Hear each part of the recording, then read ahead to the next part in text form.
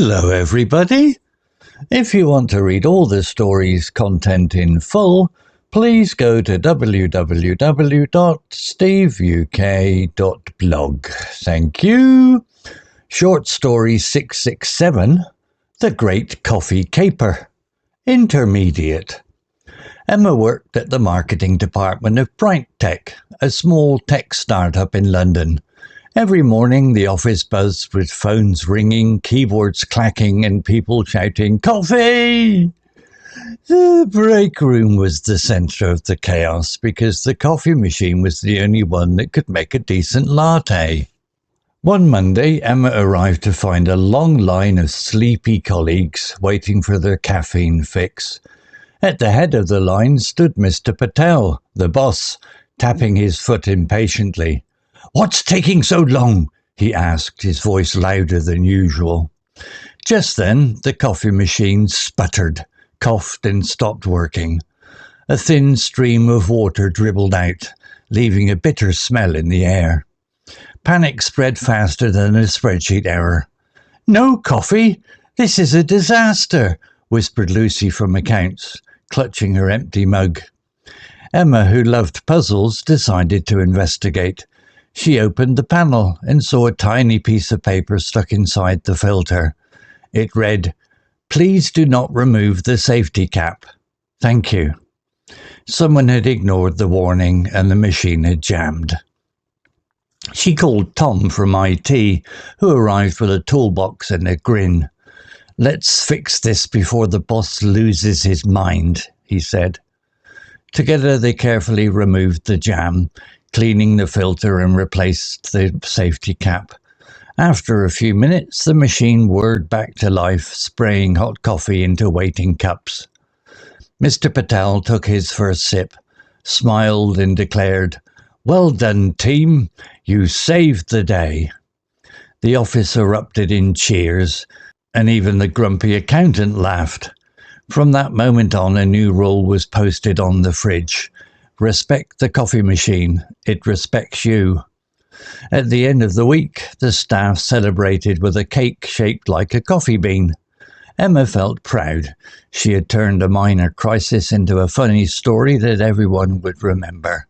And the office, once again, ran smoothly, powered by fresh coffee and a little teamwork. Vocabulary notes. Buzzed. Verb. Past tense. Meaning. To make a low, continuous humming sound, used figuratively for a place that is full of activity and noise.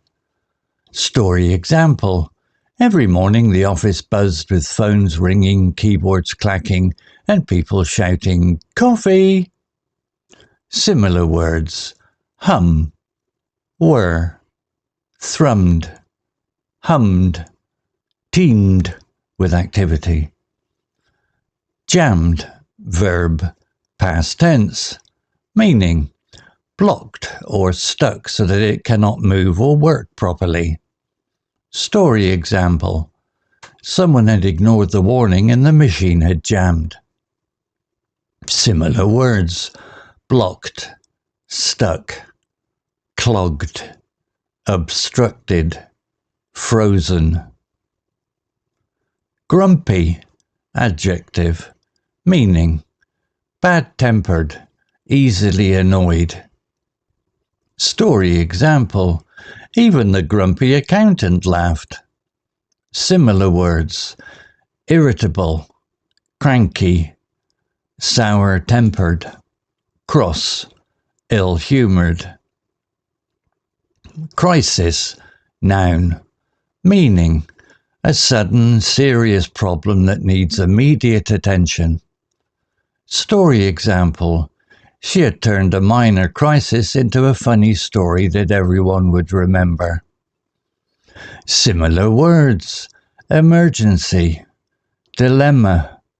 Predicament. Trouble. Catastrophe. More severe. Declare. Verb. Present. Meaning.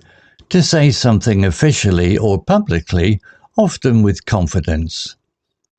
Story example. Mr Patel took his first sip, smiled and declared, "Well done, team, you saved the day." Similar words. Announce, proclaim, state, assert, pronounce. Story written by Lumo AI. Image created by Imagio AI. To read all the story's content in full, please go to www.steveuk.blog. Thank you. CC Music, Drifting at 432 Hz, Unicorn Heads. Welcome to the Deep Dive. Today, we're looking at a really interesting short story. It's called The Great Coffee Caper, set in a small London tech startup, BrightTech.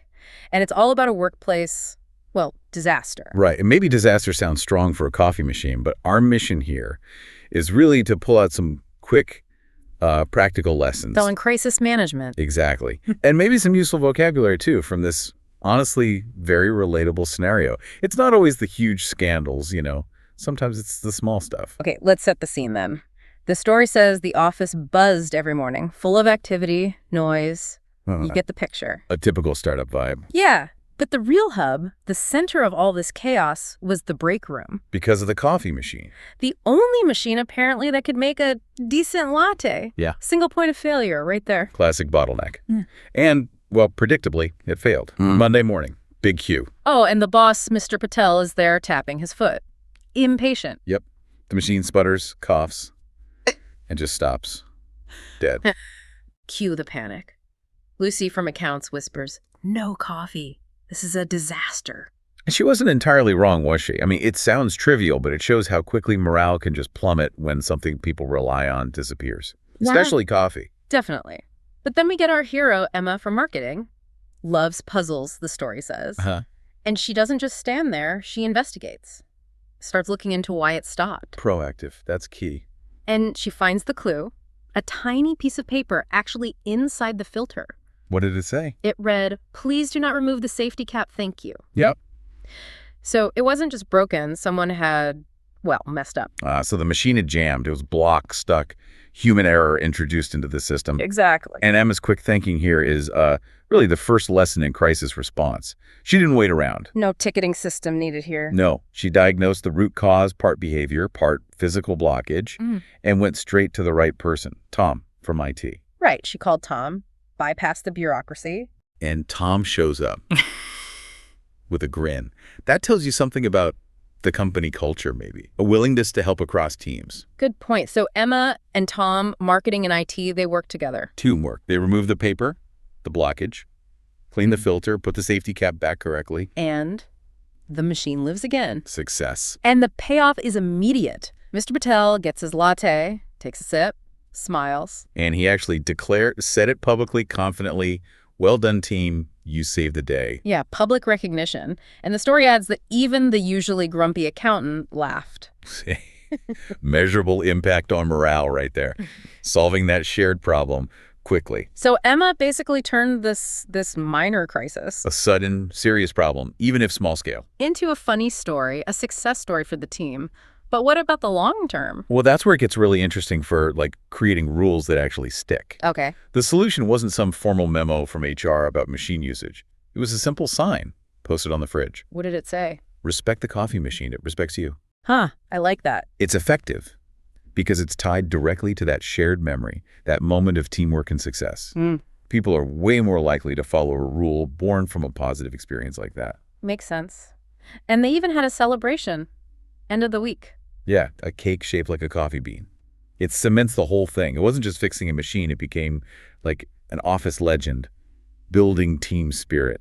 So connecting the dots, what's the big takeaway here? I think the story really shows that sometimes the best office rules, the ones that really work, and the biggest boosts to how people feel working together. They don't come from policy documents handed down from the top. They often bubble up from solving these small but crucial everyday problems, like the coffee machine. And it fostered that link between marketing and IT, too. Exactly. Cross-functional problem solving in action sparked by a mini crisis. That's a great insight. Well, thank you for joining us on this deep dive. My pleasure. And maybe for you listening, it's worth noticing those small crises in your own environment. They might just be opportunities. Opportunities for teamwork, maybe a simple new rule, or just a good story.